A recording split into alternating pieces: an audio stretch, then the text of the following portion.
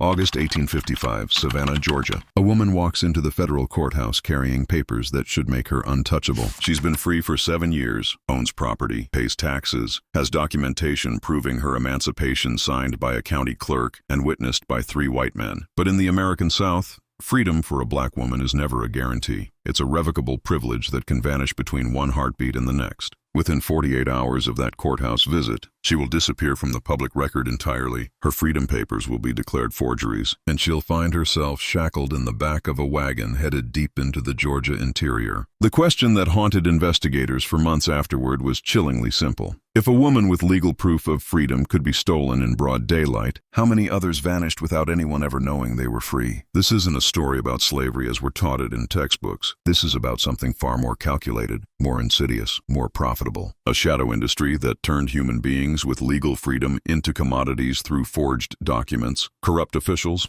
and a legal system designed to devour the vulnerable. Before we continue, subscribe and drop a comment telling us where you're watching from and what time it is there. If you want access to exclusive, uncensored videos about the world's most brutal crimes, consider becoming a member, and don't forget to hit the like button. Picture Georgia in 1855. The air hangs thick with humidity and tension. Spanish moss draping from live oaks like funeral shrouds over a society built on stolen labor. Cotton is king, and human beings are currency. But here's what most people don't understand about the economics of slavery in the 1850s. The transatlantic slave trade had been illegal for nearly 50 years. That meant the domestic slave trade had become obscenely profitable. A healthy young woman could sell for $1,500, the equivalent of about $50,000 today. Now you have to understand something crucial. By 1855, there were nearly 500,000 free black people living in the United States, and they represented something terrifying to the Southern power structure, living proof that black people could be self-sufficient, educated, prosperous, but they also represented something else, opportunity. See, kidnapping a free black person and selling them into slavery was one of the most profitable crimes in America. The profit margin was essentially infinite. You invested nothing but the cost of shackles and transportation, and you gained a human being worth more than most white families earned in a decade. In the port cities like Savannah, where free black communities had established themselves through maritime trades, domestic service, and small businesses, kidnappers operated with near impunity. The law wasn't designed to protect black freedom. It was designed to question it. Meet James Milford and Robert Gadsden, 2 of Savannah's most respected Negro traders. In polite society, they were businessmen, entrepreneurs who facilitated the lawful transfer of slave property between estates. Milford owned a boarding house near the riverfront where visiting plantation owners stayed when conducting business in the city. A rotund man with elaborate mutton chops and a fondness for expensive cigars, he served on the parish committee of his Episcopal church. Gadsden, his business partner, was leaner, quieter, always impeccably dressed in tailored suits that spoke of refined taste. He had a legal background, had studied law for 2 years before the profession didn't suit his temperament, as he'd explained with a self-deprecating smile. Together,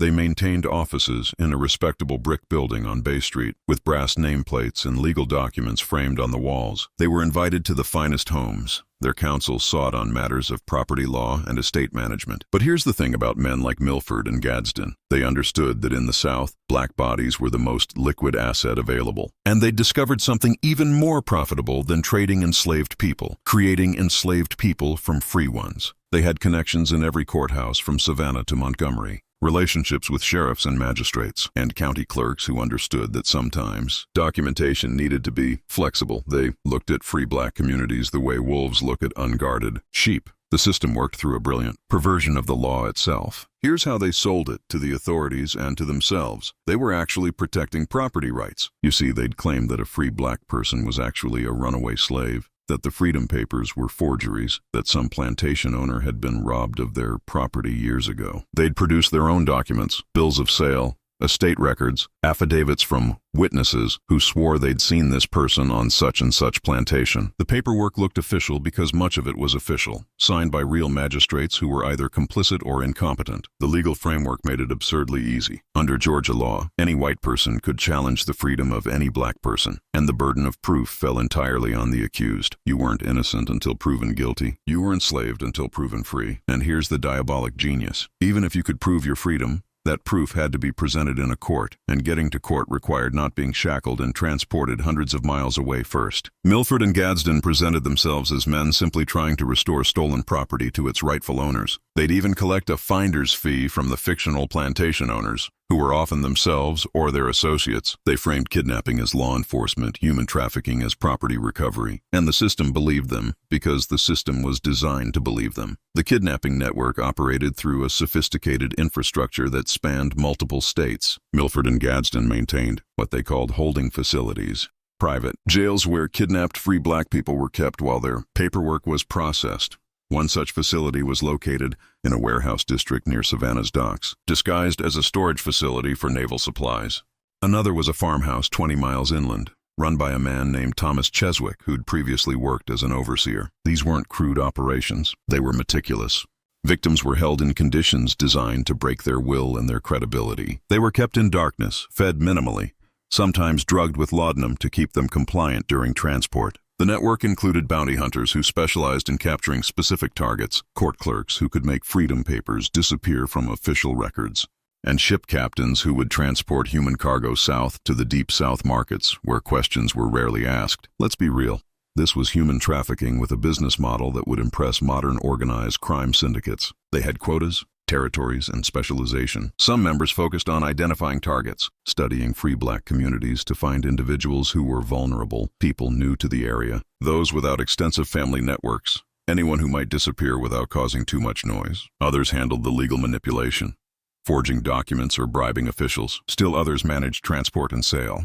The whole operation generated an estimated $50,000 to $70,000 annually, equivalent to millions today. When questions arose, and they did, occasionally, the official explanations were masterfully crafted to exploit racial prejudice and legal ambiguity. If someone reported a missing free black person, authorities would suggest the person had simply moved, seeking opportunities elsewhere. You know how they are, officials would say with a knowing look. Restless, unreliable, always chasing something better. If the missing person's family produced freedom papers, those documents would be scrutinized with a skepticism never applied to white people's documentation.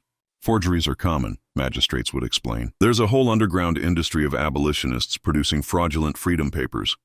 We have to be cautious. If witnesses came forward claiming they'd seen someone being forcibly taken, those witnesses, inevitably black themselves, were dismissed as unreliable. Their testimony held no legal weight against a white person's word. The system had an answer for everything: bruises and signs of violence, resisting lawful detention, desperate pleas from the kidnapped person. All runaways claimed to be free, family members traveling from other states with documentation, Confederates in a scheme to defraud honest property owners. The beautiful thing about the official explanations, from the kidnapper's perspective, was that they all relied on a fundamental assumption baked into the legal system: black people were presumptively enslaved, and freedom was an aberration that required extraordinary proof. The oddities weren't bugs in the system. They were features, working exactly as designed to make kidnapping free black people not just possible, but legally defensible. The operation couldn't function without insider cooperation, and they had a crucial one: Nathaniel Harding, a clerk in the Chatham County Courthouse. Harding was a thin, nervous man in his mid-30s, always slightly disheveled, with ink-stained fingers and the hunched posture of someone who spent his days bent over ledgers. He wasn't evil in the theatrical sense. He was something more common and perhaps more dangerous: a weak man who convinced himself that small compromises weren't really corruption. It started simply enough. Milford had helped Harding when he was behind on rent, just a small loan between acquaintances. Then there were a few more loans, some gambling debts that Gadsden quietly paid off.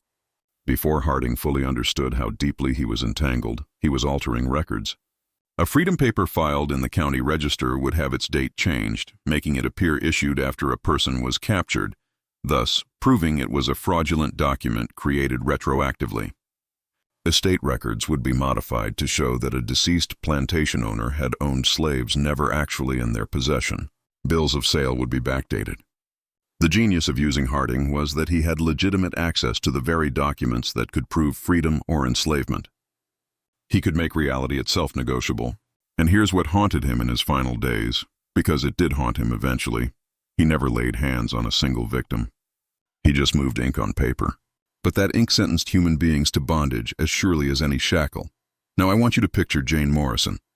She's 31 years old in August 1855, a dressmaker with a small shop on Broughton Street that serves both black and white clients. She's been free since 1848, when she purchased her own freedom for $600. Money she'd saved over 12 years working as a laundress, sometimes taking on extra work in the early morning hours before dawn, denying herself everything but necessities. She has the manumission papers to prove it, signed by her former enslaver's executor after his death, recorded properly in the county courthouse. Jane is literate, which immediately makes her dangerous in the eyes of the system. She teaches other free black women to read in her home on Sunday evenings, carefully, quietly. She owns her small house, has a garden out back where she grows vegetables, attends the First African Baptist Church. She's careful, always aware of her precarious position, never ostentatious about her freedom. But here's what made Jane a target. She was successful enough to be worth stealing, but not connected enough to be protected. She had no white patron powerful enough to intervene on her behalf. Her family was still enslaved on a plantation in South Carolina. She was saving money to purchase their freedom next.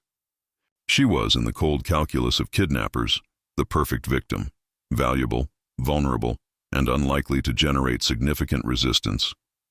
She represented dozens, perhaps hundreds, of free black people who lived in this same terrible space between freedom and safety. Thomas Becket never intended to become part of this story. He was a 17-year-old apprentice cooper, white, learning the barrel-making trade in a workshop near the docks. On August 14, 1855, he was working late, shaping staves for whiskey barrels in the workshop's yard. It was around 9 in the evening, still hot, the air thick with the smell of sawdust and wood shavings. He heard a commotion in the alley behind the warehouse next door, the one owned by Milford and Gadsden, though Becket didn't know that at the time. Curious and young enough to be foolish, he climbed onto a stack of barrel staves to peer over the fence. What he saw would derail his life for the next 2 years. A woman, well-dressed, was being dragged from a covered wagon by 2 men. She wasn't screaming, a gag prevented that, but she was fighting with desperate strength. Becket recognized her. He'd seen her dozens of times, the dressmaker from Broughton Street who'd once repaired his Sunday coat. One of the men struck her hard across the face and Becket watched her body go limp. They carried her into the warehouse like a sack of grain. The whole thing took maybe 2 minutes. Becket stood frozen on his perch, heart hammering, understanding with terrible clarity that he'd just witnessed something that could get him killed if he spoke about it. But he'd also seen something he couldn't unsee. Proof that the rumors about disappearances were true. Thomas Becket didn't sleep that night. He kept seeing Jane Morrison's face, the moment of impact, the way she'd gone limp. By morning, he'd convinced himself he had to report what he'd seen. He went to the police, asked to speak with someone about a crime he'd witnessed. The officer who took his statement was bored, skeptical from the first words. "Let me understand," the officer said, leaning back in his chair. "You saw 2 white men loading a negress into a building they own. And you think this is a crime?" Becket insisted she was free, that he knew her, that she was being taken against her will. The officer's expression changed from boredom to something harder. "Boy, you need to understand something. Sometimes free papers ain't as legitimate as they appear. Sometimes runaways get a hold of forged documents. Milford and Gadsden are respectable businessmen doing legal work. You're a 17-year-old apprentice making serious accusations against your betters." The interview ended with a warning. Spreading false accusations against respectable white men could have consequences for Becket's own future. Within a week, Becket's master cooper received a visit from one of Gadsden's associates. The message was subtle but clear. The boy talks too much, sees things that aren't his concern. Maybe he's not reliable enough for the cooper's trade. Becket found himself ostracized by the very system he'd tried to activate. His testimony, his certainty, his moral clarity, none of it mattered. The machinery of injustice ground on, indifferent to his witness. The city marshal did conduct a perfunctory investigation, but only because Jane Morrison's church congregation raised enough noise to make ignoring the disappearance politically awkward. Marshal William Stokes was a heavy-set man who'd held his position through 5 election cycles, which tells you everything about whose interest he served. He interviewed Milford and Gadsden in their Bay Street office, a conversation that was more social call than interrogation. "Some people are asking about a woman, Jane Morrison," Stokes said, accepting a glass of brandy. "Said to be a dressmaker, disappeared about 2 weeks back." Milford's face showed perfect concern. "Morrison? I don't recall that name, but let me check our records." He produced a ledger, ran his finger down a page. "Ah, yes. Jane Morrison. We handled her transport to a plantation in Alabama. Turns out she was a runaway from the Pemberton estate, absconded 7 years ago. The estate executor finally tracked her down. We verified the documentation. It was all in order. He slid papers across the desk. A bill of sale dated 1848. An affidavit from the Pemberton estate's lawyer. A warrant for her capture signed by an Alabama magistrate. The documents looked official because they were official.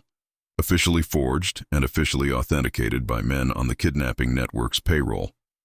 Stokes barely glanced at them. Her church folks say she had freedom papers. Gadsden smiled gently. Common tactic among runaways. There's a whole industry of abolitionists producing fraudulent documents. We see it constantly. Quite sophisticated forgeries, too. The investigation was closed within an hour. Here's where the story gets truly chilling. Because some victims did eventually resurface, and what happened to them revealed the systematic nature of this horror. In October 1855, a free black woman named Clara Briggs was discovered on a cotton plantation near Columbus, Georgia. She'd been missing from Savannah for 6 months. When her brother finally located her through the underground network of free black communities, Clara was barely recognizable. She'd lost perhaps 30 pounds, her hands were scarred from cotton picking, and most disturbingly, something had broken in her eyes. She moved with the defeated shuffle of someone who'd learned that resistance brought only pain. Her brother brought lawyers, brought her freedom papers, brought testimony from 24 people in Savannah who could confirm her free status. The plantation owner claimed he'd purchased her in good faith from a reputable trader, showed a bill of sale, and insisted he was the victim of fraud if she was indeed free.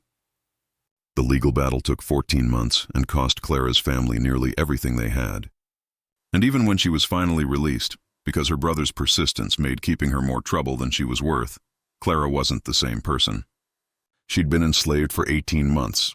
She'd been whipped, worked until her hands bled, witnessed horrors she couldn't articulate. She never testified against Milford and Gadsden. The trauma had stolen not just her freedom, but her voice, her capacity to fight back, which was exactly the point. The kidnapping operation followed a methodology that was chillingly systematic. First, surveillance. Milford and Gadsden employed spotters, usually poor whites or free black people coerced into cooperation, who would identify potential targets. They looked for specific criteria: free black individuals who were economically valuable but socially isolated, people whose disappearance wouldn't immediately trigger powerful intervention. Second, documentation preparation. Before a kidnapping occurred, Nathaniel Harding would begin altering courthouse records, creating a paper trail that suggested the target was actually enslaved. Simultaneously, forged documents would be prepared in Alabama or South Carolina, establishing a fictional slaveholding history. Third, the capture itself, typically executed during evening hours, quick and brutal, designed to minimize witnesses. Fourth, the breaking period. Victims were held in the warehouse facility, where they were systematically dehumanized, stripped of their clothing and possessions, their freedom papers destroyed before their eyes, subjected to violence if they resisted, given new names, told repeatedly that their claims of freedom were lies they needed to forget. This period lasted 1 to 3 weeks, long enough to disorient and terrify, short enough to avoid extended searches. Fifth, transport south to Deep South markets where no one knew the victims, where their claims of freedom would be dismissed as delusional. Finally, sale to remote plantations where they'd be absorbed into a faceless enslaved population.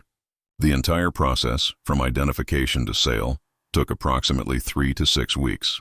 It was industrialized human trafficking, refined through practice into something terrifyingly efficient.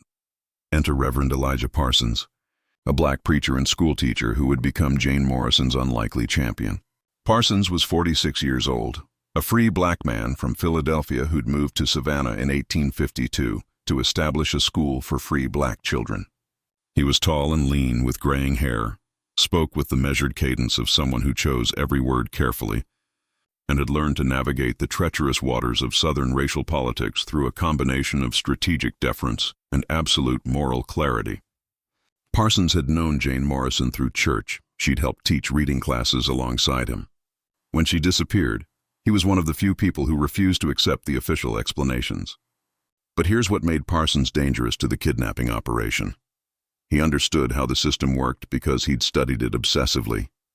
He knew the legal structures, had contacts in abolitionist networks from Philadelphia to Boston, and possessed something rare and precious: documentation skills. He kept meticulous records, filed copies of everything, maintained correspondence with lawyers and activists across multiple states. Parsons also had something kidnappers couldn't easily threaten: a willingness to die for this cause. He'd lost his own sister to slavery years before, sold south when he was just a boy, and that loss had calcified into a core of absolute determination. He wasn't a radical revolutionary. He was something potentially more dangerous: a patient, methodical, completely committed man who would spend years dismantling this operation brick by brick.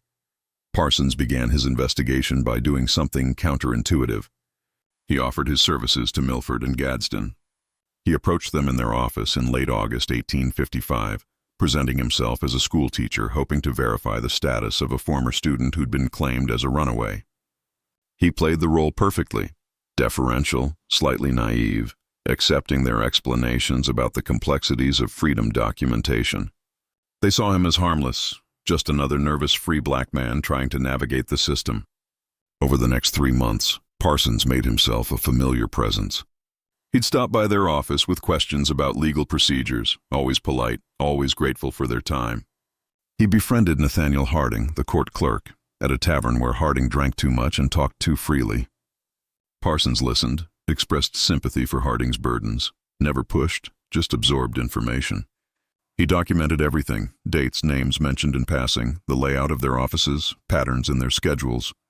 He volunteered at the city jail, ostensibly to provide religious counsel to inmates, which gave him access to records about who was being held and transferred. He cultivated relationships with dock workers, carters, warehouse guards, the invisible infrastructure of the city who saw everything but were rarely asked. This is where the story turns truly chilling, because Parsons discovered something that made his blood run cold. Jane Morrison was still in Savannah. She hadn't been transported yet. She was being held in the warehouse, and she wasn't alone. Can you handle what comes next? Because this is where the story turns truly chilling, where a man of God became a man of action, where documentation and patience gave way to desperate rescue. Let's be real. What Parsons discovered in that warehouse would haunt him until his dying day. But it would also ignite an investigation that would eventually expose one of the largest kidnapping operations in American history. If you're watching this thinking you know how this story ends, think again. The truth is stranger, more brutal, and more complicated than any Hollywood version. We're about to enter the most intense portion of this investigation, and I need you fully present for what's about to unfold. Hit that like button if you're still with me, and let's continue. On November 3, 1855, Parsons made his move. He'd learned from a carter that a shipment was being prepared for departure in 3 days, property being transferred to Alabama. That meant Jane Morrison's time in Savannah was running out. At 2 in the morning, Parsons approached the warehouse with 2 trusted associates: Samuel Wright, a free black dock worker who'd helped locate the facility, and Marcus Reed, a formerly enslaved man who'd purchased his freedom and had skills in lockpicking learned from necessity. The warehouse was guarded, but not heavily. Just one man sleeping in a chair by the front entrance. They entered through a side door Reed managed to open with painful slowness. The interior was darkness and the smell of human misery. Let me paint this picture clearly. The warehouse was divided into cells constructed from rough timber, maybe 8 feet by 8 feet each. They held 11 people, not just Jane Morrison. 11 free black people, men, women, 2 teenagers, all kidnapped, all awaiting transport south. Some were from Savannah. Others had been taken from Charleston, from Wilmington, from as far north as Richmond. Parsons found Jane in the 3rd cell, curled on a pile of straw, her dress torn and filthy. When she saw him, she didn't speak. She just reached through the bars with shaking hands. In that moment, Parsons faced an impossible choice: attempt to free everyone now and risk discovery, or gather evidence and leave, knowing what these people were enduring. Parsons chose the only option his conscience would allow: both. Working in terrified silence, Reed picked locks while Wright stood watch. They freed all 11 captives, but Parsons did something else. He stole documents.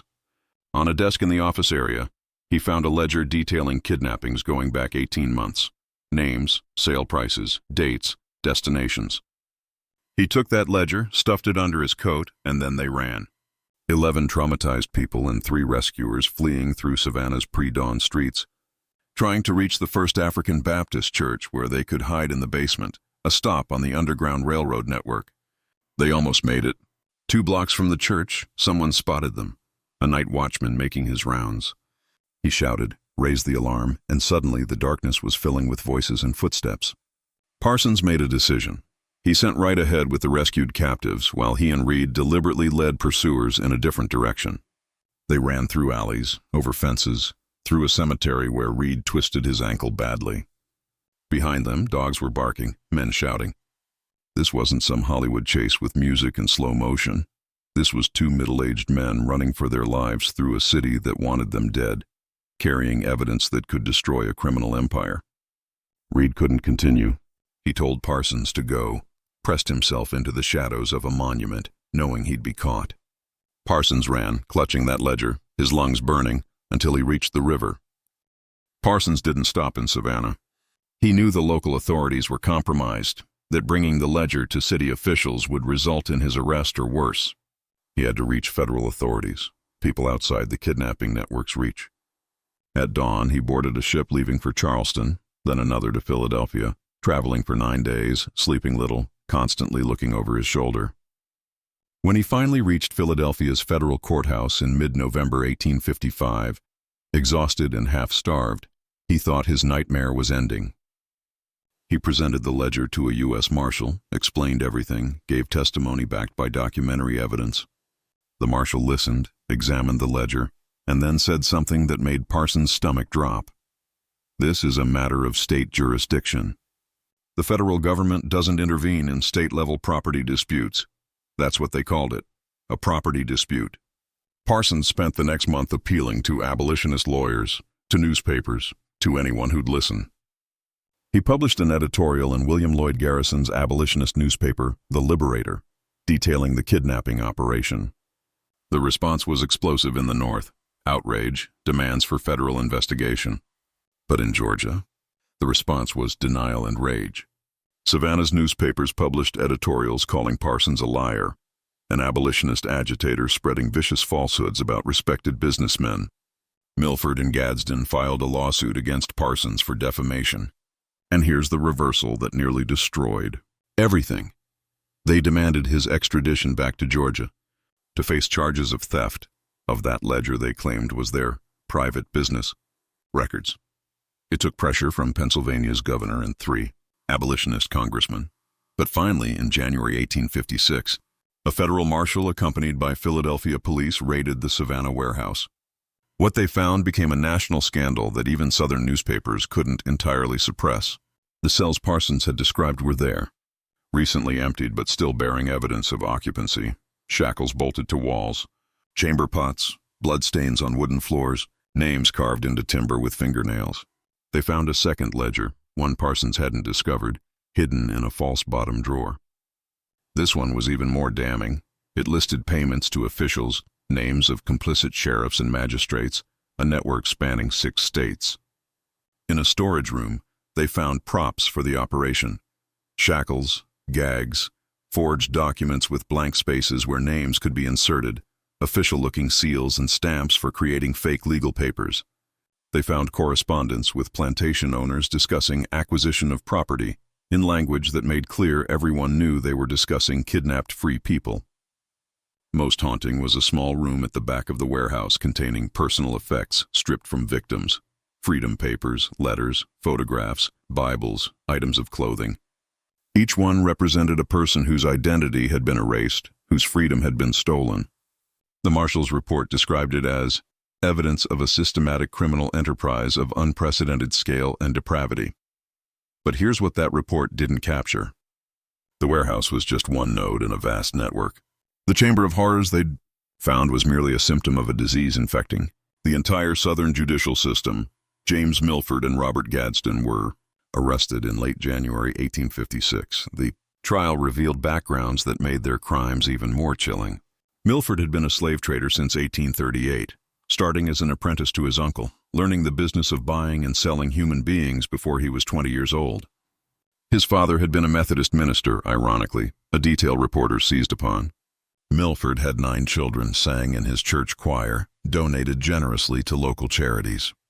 His neighbors described him as jovial, generous with loans to those in need, the kind of man who remembered your children's names. Gadsden's history was more complex.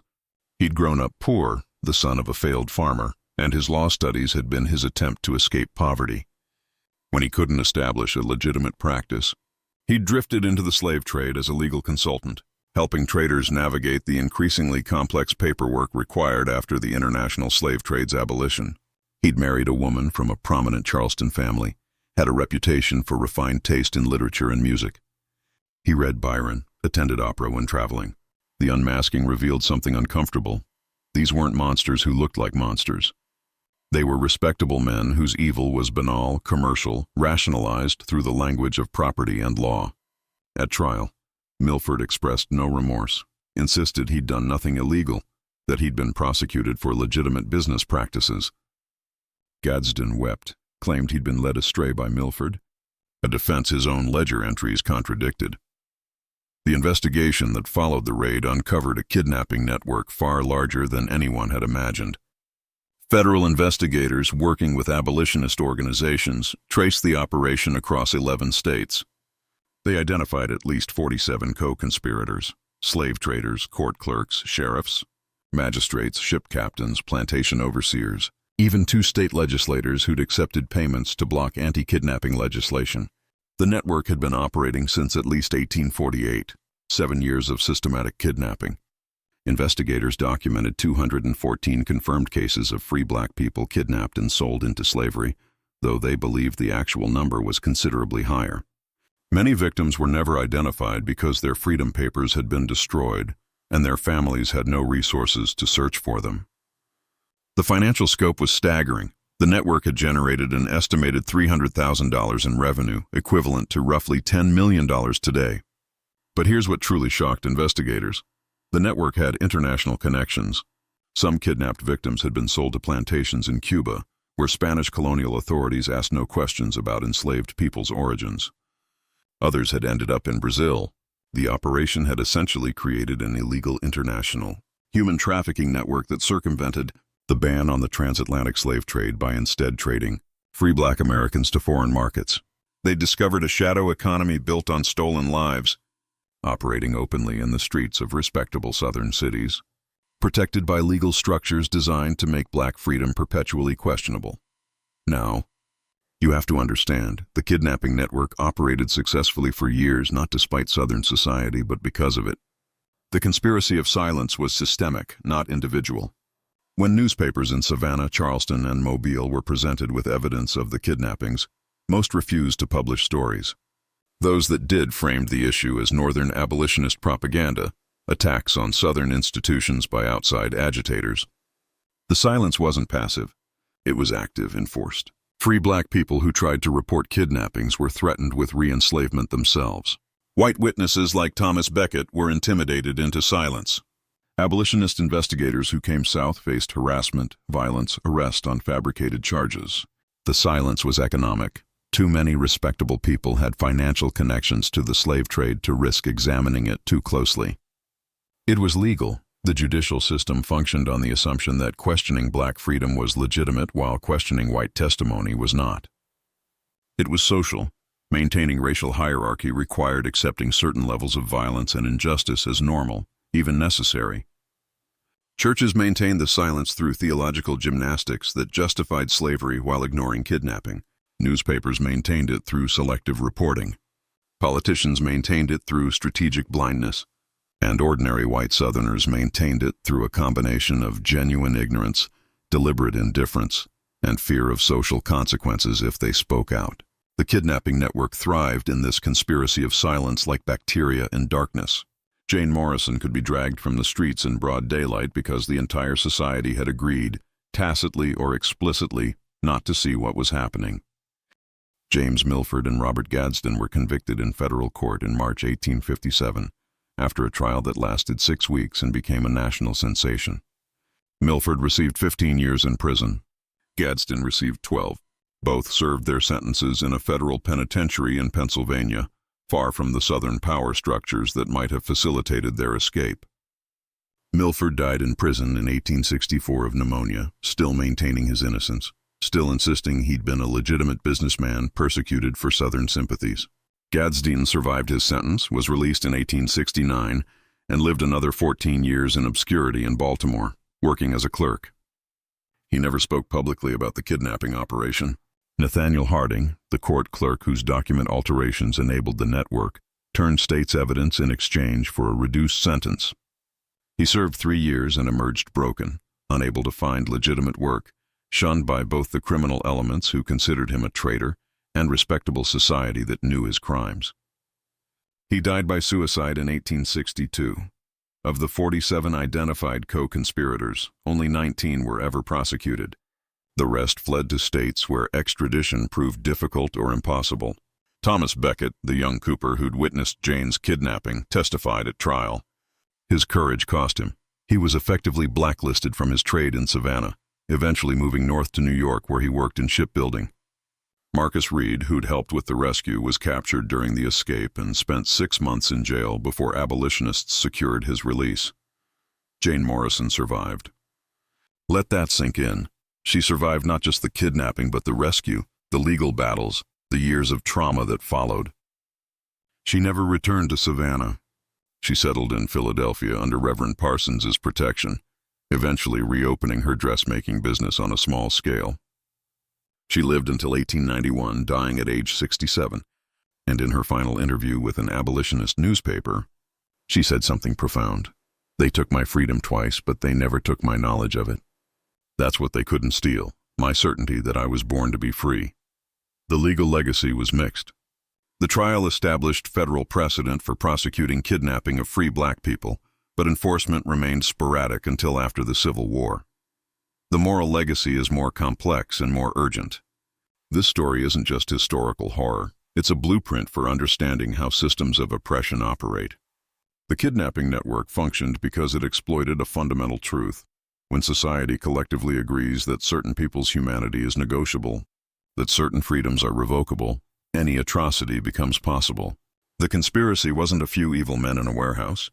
It was a legal system that presumed guilt, a social structure that enforced silence, an economic system that incentivized human trafficking, and a moral framework that rationalized theft of freedom as property rights. Jane Morrison's story is about the terrifying fragility of freedom when law and custom conspire against you. Could something like this happen today? Would we even see it coming? I want you to sit with that question, because the mechanisms that enabled Jane Morrison's kidnapping, systems that presume guilt, documentation that can be challenged or erased, profit motives that override human rights, social structures that enforce silence, those mechanisms didn't disappear. They evolved.